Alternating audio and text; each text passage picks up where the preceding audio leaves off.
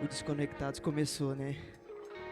Graças a Deus, o Senhor nos presenteou com a sua presença e vai continuar presente aqui.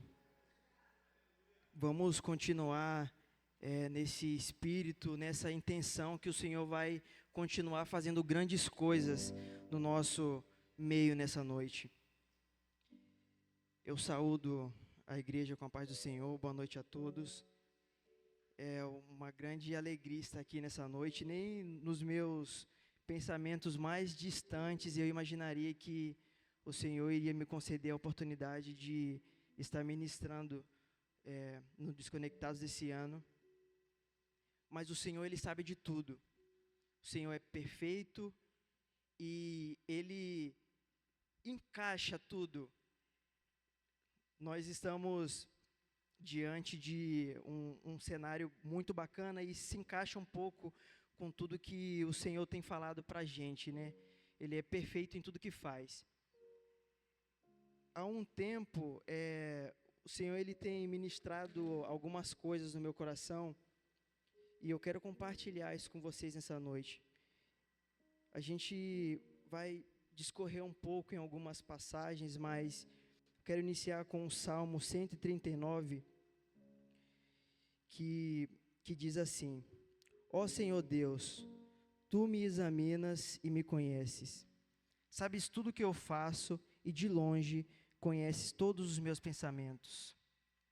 Tu me vês quando estou trabalhando e quando estou descansando. Tu sabes tudo o que eu faço. Ainda mesmo que eu fale, Tu já sabes o que eu vou dizer. Estás em volta de mim por todos os lados e me proteges com o Teu poder. Eu não consigo entender como Tu me conheces tão bem. O Teu conhecimento é profundo demais para mim. Aonde posso ir a fim de escapar do Teu Espírito? Para onde posso fugir da Tua presença? Se eu subir ao céu, Tu lá estás. Se eu descer ao mais profundo dos mortos, lá estás também. Se eu voar para o Oriente, ou for viver nos lugares mais distantes do Ocidente, ali a Tua mão me guia. Ainda ali, Tu me ajudas. O Senhor, Ele tem falado ao meu coração sobre aonde nós podemos ir a fim de escapar, a fim de fugir da presença de Deus. Aqui, o salmista, ele é completamente sincero a Deus, porque algo na mente dele, uma chave é virada em entender que a sinceridade dele para com Deus é algo que o Senhor espera. Mas por mais que nós não sejamos sinceros com o Senhor, Ele sabe de tudo. Então, quando a gente entende que o Senhor sonda os nossos pensamentos, sonda aquilo que nós queremos fazer, sonda aquilo que nos tenta, mas nós nos expressamos e contamos para o Senhor, Ele fica muito feliz, mas Ele já sabe de tudo. Então não adianta se esconder atrás de algo, porque antes mesmo de nós falarmos, o Senhor já sabe o que vai sair da nossa boca. Antes mesmo de pensar, o Senhor já sabe o que nós pensaremos. E o salmista ele continua falando: se eu subir no mais alto, né? Lá Tu estás. Se eu descer, lá Tu estás. Se eu for para longe, lá Tu estás. Para onde nós formos, o Senhor estará conosco. Então não adianta fugir. É muito mais fácil a gente se entregar. É muito mais fácil a gente entender que o Senhor está conosco em todos os momentos. Então eu irei me entregar de verdade. Jesus sempre tem um cuidado de nos chamar para perto. Ao longo dessas semanas, duas passagens que me chamaram muita atenção foi a passagem da mulher samaritana, que todos conhecem, e a passagem de um pouco da história de Pedro. Mas falando um pouco da mulher samaritana,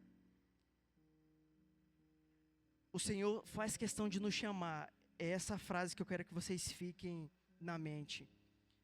O Senhor, Jesus inicia a sua caminhada. Era o início de tudo, né? As coisas estavam começando a acontecer, os milagres estavam começando a acontecer. E ele, cerca do meio-dia, ele para na frente de um poço e, coincidentemente, tem uma mulher. Mas nós sabemos que o Senhor foi de forma completamente intencional. E essa mulher, ela simplesmente foi pegar água em um horário completamente oposto ao normal, porque a gente pega água de manhã, onde o sol ainda não está forte, e no final da tarde, onde ele também já está mais frio, né? Já está tranquilo. Mas algum motivo tinha para essa mulher estar ao meio-dia pegando água. E aí mais na frente a gente vai descobrir. O Senhor fala com ela e pede água. E ela estranha porque os judeus e os samaritanos, eles não se batiam muito. Então, por que você está me pedindo água? E Jesus fala para ela que se ela soubesse quem estava pedindo água para ela, era ela quem pediria para ele. E ela nunca mais teria sede. E eles vão conversando e Jesus pede para chamar o marido dela. E ela fala, eu não tenho marido. E Jesus confirma, é verdade. Porque você já teve 5 e o marido que você está hoje também não é seu. O homem que você está hoje também não é seu. E aí ela entende que quem estava falando com ela era alguém completamente diferente. Alguma coisa diferente tinha, porque ele descobriu todo o histórico dela. Essa mulher sai em busca das outras pessoas e conta para a cidade. E aí Jesus ele passa alguns dias ali. No final desse capítulo, dessa história, as pessoas elas falam para a mulher, olha, eu acredito no que você disse, não só porque você contou para a gente, mas porque ele veio aqui e me mostrou tudo isso que você falou. Então o Senhor operou milagres, o Senhor alcançou aquelas pessoas. Esse é o amor misericordioso. Mas por quê? Era uma pessoa que se entregou completamente às paixões do mundo. Ela já teve 5 maridos e o que ela tinha não era dela. Isso representa muitas pessoas que simplesmente fazem o completo oposto daquilo que Jesus tinha pregado. Seja os vícios, ou seja, diversas coisas que você já sabe, mas o Senhor passou por ali e alcançou aquela mulher. Jesus sempre nos chama. Talvez nem todos vão se identificar com essa história. Talvez alguns sim, porque todos nós temos uma história, todos nós temos um passado. Mas quando a gente fala de Pedro, eu acredito que as coisas mudam um pouco. Por quê? Pedro era amigo de Jesus. Pedro era discípulo de Jesus. Pedro ele tinha sido chamado para largar as redes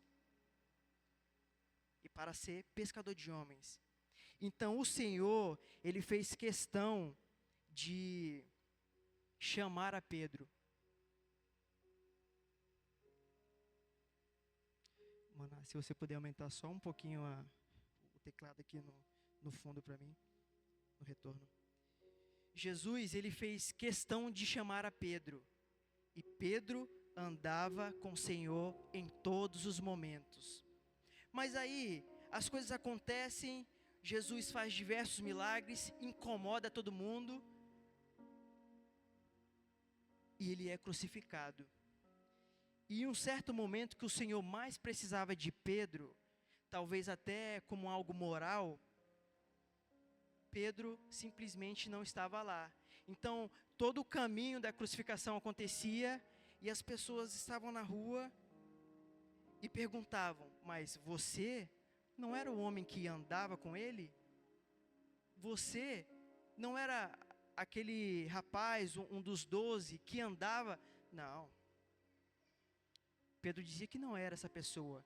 E aí, 3 vezes seguidas, isso acontece. Depois que isso acontece as 3 vezes, Pedro se arrepende amargamente, porque ele viu que no momento que o Senhor precisou dele, aquele mesmo homem que o salvou, aquele mesmo homem que o libertou, Pedro não estava lá. Quantos de nós, em tantos momentos, já não fomos Pedro? Porque todos aqui foram alcançados por Cristo. Todos aqui tiveram um contato com o Senhor. Todos aqui tiveram um relacionamento direto com Jesus. Mas quantas vezes, em um momento que nós precisávamos levantar uma bandeira e dizer, Ele é o meu Senhor, a gente se cala, ou a gente se calou. Mas o Senhor, ao chamar Pedro, Ele exerce um amor perdoador, porque era o seu amigo, mas por algum momento ele acaba se desviando. E aí, você já sabe, o Senhor é crucificado, ressuscita, e lá na frente ele chama Pedro. Lá na frente ele volta. Olha como o Senhor ele tem um cuidado de nos chamar. Pedro, tu me amas? Amo, Senhor. Ele pergunta 3 vezes, Pedro, tu me amas? E Pedro fala, amo, Senhor, tu sabes que eu te amo. Pedro, tu me amas? E Pedro confirma, e o Senhor chama ele de volta e pede para ele apacentar as suas ovelhas. Pedro era amigo de Jesus, mas o fato dele ter em algum momento se desviado não fez com que Jesus desistisse dele.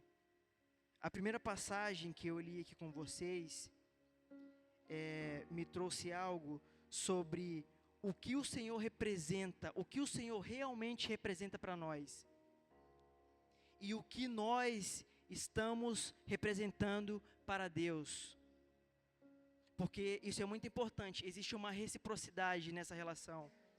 Uma vez que a gente sabe, ou uma vez que a gente tenha consciência que o Senhor sonda os nossos pensamentos, sonda o nosso coração, conhece as nossas falas, conhece as nossas atitudes, quem o Senhor realmente representa para a gente? Porque quando a gente para analisar e destrinchar algumas coisas, a gente entende que não tem para onde a gente ir, porque o Senhor está em todos os lugares.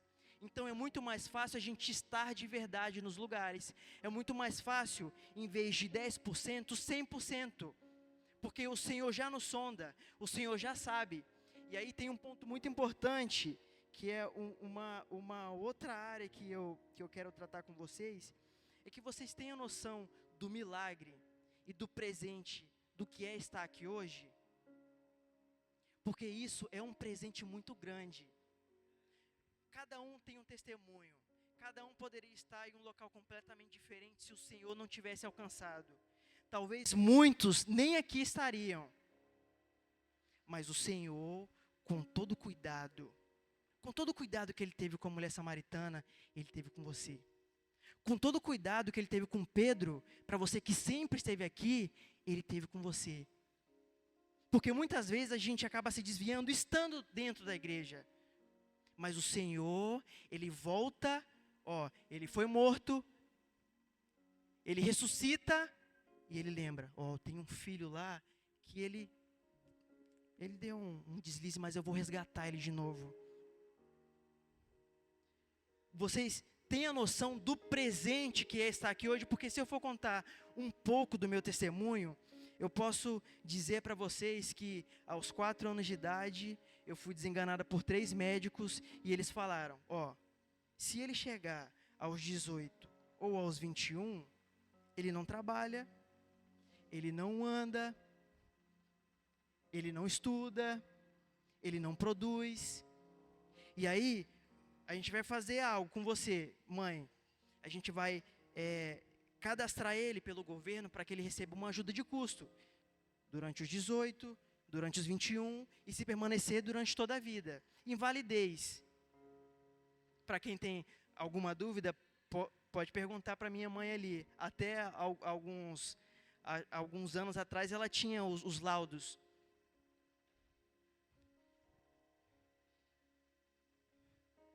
Eu acho que foi o momento que minha mãe esteve mais próxima de Deus. Porque normalmente a gente é assim. Mas nós sabemos que tem coisas que só Jesus pode fazer. Olha o milagre que é estar aqui hoje. Olha a graça de Deus que é estar aqui hoje. Aí a gente anda mais um pouquinho dentro dessa minha história. Minha mãe, ela está andando no centro da cidade. E aí chega uma pessoa e fala assim, ó. A partir de hoje, o seu filho não tem mais nada. Minha mãe conhecia aquela mulher? Não. Mas o Senhor enviou alguém para falar, ó, a partir de hoje a sua dor acabou. A partir de hoje, o diagnóstico que foi dito lá atrás, acabou. Hoje o Senhor já me concedeu 24 anos. Muitas coisas Ele tem feito na minha vida. Me deu uma esposa maravilhosa. E eu ainda vou viver muitas coisas. Vocês entendem o milagre que é estar aqui hoje? Porque cada um tem uma história. E eu imagino que nesse momento vocês estão refletindo. Realmente, o Senhor me alcançou em tal dia, em tal hora, em tal momento. Se não fosse Ele, eu não estaria aqui. E aí a gente vai andar um pouquinho. Quando a gente sabe que é um milagre estar aqui, o que é que nós estamos dispostos a fazer? Tendo essa informação, sabendo, tendo a consciência de que isso é um fato. O que nós estamos dispostos a fazer nessa noite? Nessas 24 horas, na sessão da noite, de manhã, tarde e até finalizar. O que nós estamos dispostos a fazer?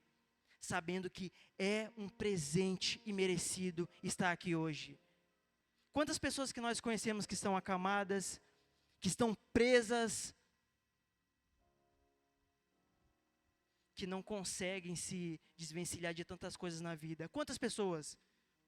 Mas você está aqui hoje. Sabe por quê? Porque Jesus te chamou. Como chamou a mulher samaritana e como chamou Pedro. Ele sempre teve o cuidado e sempre terá de nos chamar para perto.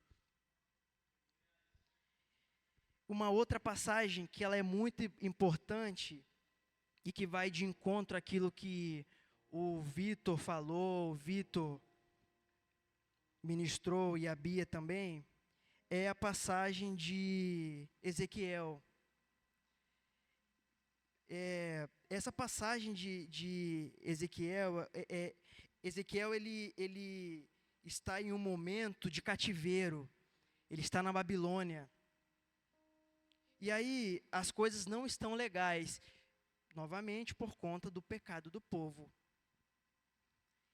E um anjo, através do Senhor, ele mostra uma visão para Ezequiel.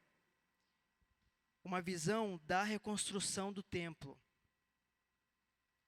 Vai do 40 ao 48 de Ezequiel, mas um ponto importante me chamou a atenção nos últimos detalhes, que é o rio que sai do templo e ele vai de uma ponta a outra. Esse anjo, ele vai levando Ezequiel em diversos lugares. E quando ele chega nesse rio, ele tem uma medida. E essa medida, ela tem um nome específico, mas aproximadamente 500 metros. E aí ele mede 500 metros. E aí chama ele, vamos lá. O rio, estamos passando o rio, 500 metros. A água está no tornozelo. E aí o anjo pega e mede mais 500 metros. Vamos andar. Agora a água chegou no joelho. E ele continua medindo. Mais 500 metros. Vamos. Ó, Ezequiel está indo. Ó, olha a atitude, ele está andando. Cintura. A água está subindo. E aí, por uma última vez, ele mede. Vamos andar mais um pouco. 500 metros. Vamos lá. Ó, está ficando fundo. Está ficando fundo. Ficou fundo. E aí, a representação disso, uma das interpretações que a gente tira desse texto, é o nosso modo de entrega para Deus. Então, o rio é o Espírito Santo, o rio é o Senhor, o rio é tudo aquilo que Ele quer fazer nessa noite. Mas para você sair da água do tornozelo, para mergulhar, você tem que andar 500 metros. Você tem que andar mais 500 metros. E você tem que continuar andando mais 500 metros. É uma atitude nossa, é uma atitude minha. Então, sem atitude, a gente não alcança aquilo que o Senhor quer. A gente não alcança aquilo que o Senhor quer nos apresentar. A gente não alcança aquilo que o Senhor quer nos presentear. E aí mais um pouco, a passagem fala que em todos os lugares que aquele rio passava, a vegetação era muito bonita.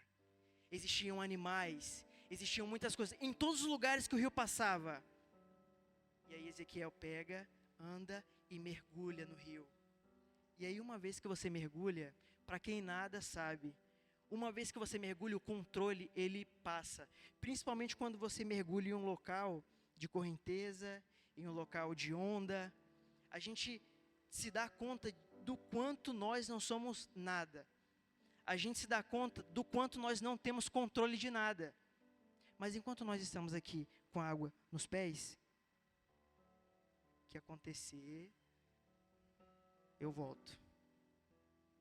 Enquanto a gente está com água no joelho, o joelho ainda está tranquilo. Enquanto a gente ainda está com água na cintura, eu tenho controle da situação. Mas quando a gente se dispõe a andar mais 500 metros e entregar o nosso controle, o controle da nossa vida nas mãos de Deus, o resto o Senhor faz. O Senhor é muito perfeito.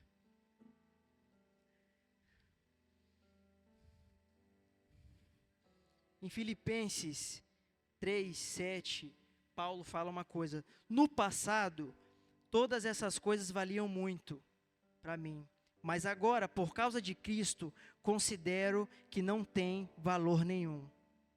E não somente essas coisas, mas considero tudo uma completa perda, comparando com aquilo que tem muito mais valor, isto é, conhecer completamente Cristo, o meu Senhor. Eu joguei tudo fora, como se fosse lixo, a fim de poder ganhar a Cristo. No capítulo anterior, no mesmo capítulo, porém nos versículos anteriores, Paulo fala assim: eu fui circuncidado, eu sou judeu, eu seguia as leis, eu fazia, eu obedecia. Tudo que em algum momento alguém quisesse me apontar, não podia, porque eu fazia tudo. Mas um pouco mais para frente, que é esse versículo que a gente está lendo, ele fala assim: mas eu conheci a Cristo. Mas eu conheci Jesus. E aí, tudo que eu era, o que eu achava ser, ficou para trás. Tudo que eu era e o que eu achava ser, perdeu o sentido. Porque tem algo muito importante, e é uma frase que o Senhor ministrou no meu coração: nós só encontramos a verdadeira satisfação em Jesus quando o conhecemos de verdade. Tem um hino que eu até pedi para a Beli fazer ali no teclado, que ele fala assim: eu estou aprendendo a estar cada dia mais satisfeito em Ti. À medida em que Te conheço mais, tudo perde o seu valor.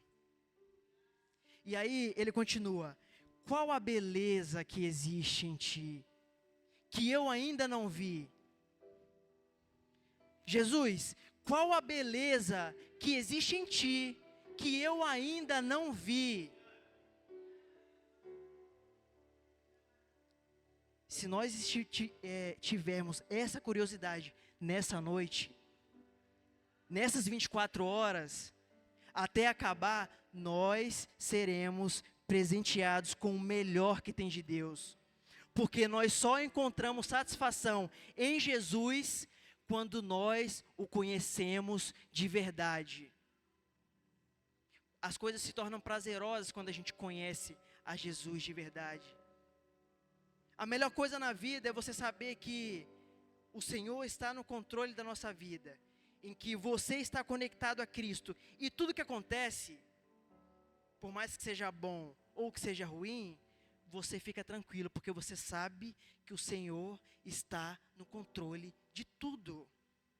Não existe melhor sensação, não existe melhor sensação para qualquer coisa, para uma decisão no dia, para um relacionamento, para um negócio. Não existe melhor sensação em saber que nós estamos conectados com Jesus, que Jesus realmente está cuidando. Sabe por quê? Porque mesmo quando as coisas dão erradas, elas dão certo. E aí você não entende quantas coisas que você pediu a Deus, o Senhor não te concedeu, e hoje você entende que se você tivesse, você iria se perder. Quantas coisas que você achou que ia engatar, não engatou, mas hoje você sabe que se tivesse acontecido, você iria ser muito prejudicado. Então, para a gente concluir, eu quero te convidar a sair das águas do tornozelo. Eu realmente quero te convidar a andar 500 metros. Vai aos poucos, mas vai. Anda 500 metros, vai até o joelho. Anda 500 metros, vai até a cintura. E aí, quando a gente chega nesse ponto, a gente entende uma coisa: é muito prazeroso. E quando a gente vira a chave do quão é prazeroso, a gente não quer mais parar. Chegou, a gente não quer mais parar. Porque a presença de Deus é maravilhosa. A presença de Deus é perfeita. E o Senhor quer se revelar para você nessa noite. O Senhor quer se revelar para você na sua trajetória de vida. O Senhor quer se revelar para você, mas Ele espera a sua atitude, como o Vitor falou. A sua atitude de andar ao ponto que só Ele vai ter o controle. E aí a gente deixa o restante com o Senhor, que Ele sabe muito bem como tratar das nossas vidas, tratar das nossas expectativas, tratar daquilo que o Senhor coloca no nosso coração. Nós só encontramos a verdadeira satisfação em Jesus quando o conhecemos de verdade. Pratique isso nessa noite, nessas próximas horas, que o Senhor vai te abençoar muito, muito, muito. Eu creio nisso, eu realmente creio nisso. O Senhor vai te surpreender. Mas surpreenda Ele primeiro. Deus abençoe a vida de vocês.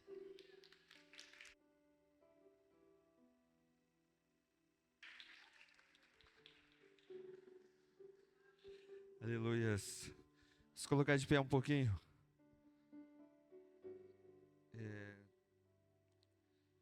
A gente vai fazer a oração do 500 metros.